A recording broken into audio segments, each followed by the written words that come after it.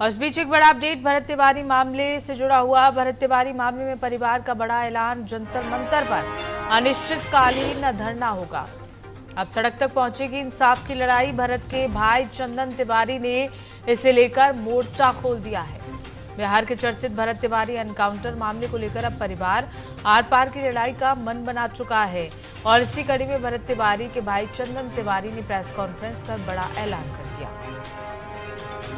चंदन तिवारी ने कहा कि अब इंसाफ की लड़ाई सड़क पर लड़ी जाएगी। इसके लिए दिल्ली के अंदर जंतर मंतर पर अनिश्चितकालीन धरना शुरू किया जाएगा। चंदन तिवारी ने साफ कहा है कि सुबह जंतर मंतर पर धरना शुरू होगा। जब तक उनकी मांगे पूरी नहीं होंगी तब तक वो धरना स्थल से नहीं हटेंगे। बता दें कि चंदन तिवारी ने भी कहा है कि ये सिर्फ भरत तिवारी के लिए न्याय की लड़ाई नहीं है, ये भ्रष्टाचार के खिलाफ भी आंदोलन होगा। उन्होंने कहा कि परिवार किसी भी कीमत पर पीछे हटने वाला नहीं है। उन्होंने दावा किया है कि इस आंदोलन को कई सामाजिक संगठनों का समर्थन मिलेगा। करनी सेना समेत कई अन्य संगठन भी उनके साथ खड़े होंगे। हाल ही में बिहार पुलिस ने भरत तिवारी का एनकाउंटर किया था और एनकाउंटर के बाद से ही इसे लेकर कई सवाल उठाए गए। परिवार लगातार दावा करता रहा कि ये फर्जी एनकाउंटर था और पूरे मामले की निष्पक्ष जांच होनी चाहिए। और इसी खबर को लेकर हमारे साथ संवाददाता अपराजिता जुड़ गई हैं दिल्ली से। अपराजिता, भरत के भाई चंदन तिवारी ने मोर्चा खोल दिया है इस बात को लेकर और अब जंतर मंतर पर धरने के लिए पहुंचेंगे और साथ ही साथ परिवार के साथ धरना दिया जाएगा। इसको लेकर बड़ा ऐलान कर दिया गया है। बिल्कुल पूनम, देखिए ये प्रेस कॉन्फ्रेंस किया जा रहा है जो बेहद अहम माना जा रहा है, क्योंकि भरत भूषण तिवारी एनकाउंटर के बाद पहली बार जो उनका परिवार है भरत भूषण का, वो मीडिया के सामने आकर, मतलब नेशनल मीडिया दिल्ली में आकर अपना पक्ष रख रहा है और परिवार अब तक न्याय की मांग करता रहा है और आज पूरी घटनाक्रम पर विस्तार से अपनी बात रखने वाला है।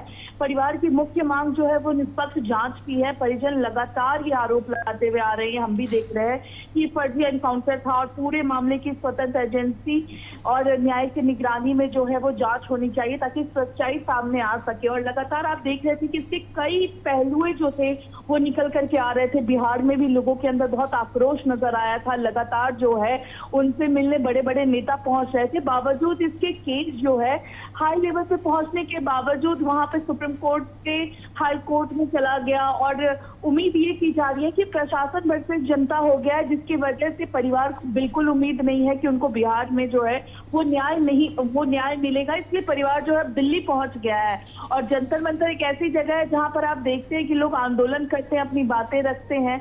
तो ऐसे में परिवार का यहाँ पहुंचना ये जरूर बताता है कि जो परिजन है भरत भूषण के, वो इस मामले को कहीं से भी दबने नहीं देना चाहते हैं और वो ये चाहते हैं कि उनको इंसाफ मिले।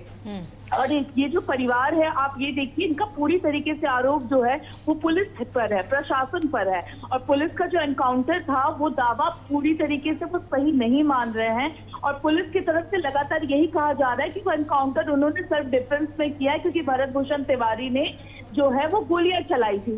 तो ये मामला जो है बहुत पेचीदा होता जा रहा है और परिवारवाद जो है वो पूरी घटना की निष्पक्ष जांच में ये भी कह रहे हैं कि जो दोषी है उसके खिलाफ कार्रवाई किए जाना चाहिए ताकि उसमें कोई भी व्यक्ति जुड़ा हो। तो पुलिस तो अब तक अपनी कार्रवाई को कानून के दायरे में बता रहा है, लेकिन सवाल ये है कि परिवार इसको कहां तक लेकर जाता है, क्या उनको इंसाफ मिल पाता है, नहीं मिल पाता है।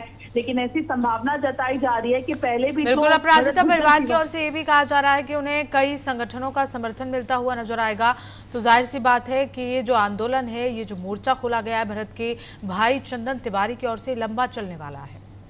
बिल्कुल बिल्कुल, और परिवार पहले भी कई सवाल उठा चुका है पूनम, और आज वह जो है प्रेस कॉन्फ्रेंस के माध्यम से, आंदोलन के माध्यम से कुछ नए दस्तावेज, वीडियो और कुछ तथ्य सामने रख सकता है।